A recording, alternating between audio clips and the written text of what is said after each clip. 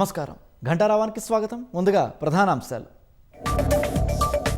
మేడారం సమ్మక్క సారలమ్మను దర్శించుకున్న సీఎం. 868 కోట్ల అభివృద్ధి పనులకు శంకుస్థాపన చేయనున్న రేవంత్ రెడ్డి.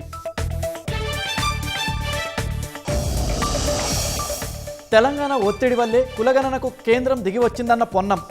లెక్కల సేకరణలో బీసీలను మోసం చేస్తున్నారని ఆగ్రహం. రాష్ట్రంలో కల్తీ నకిలీలపై ప్రభుత్వం ఉక్కుపాదం. టీజీ సేఫ్ బోర్డు ఏర్పాటు చేస్తూ ఉత్తర్వులు.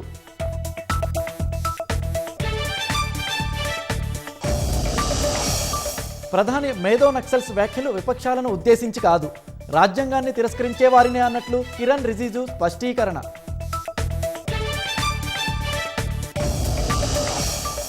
రష్యా ఉక్రెయిన్ మధ్య ఆగని యుద్ధం. కీవుపై రష్యా జరిపిన దాడిలో పలు భవనాలు నేలమట్టం.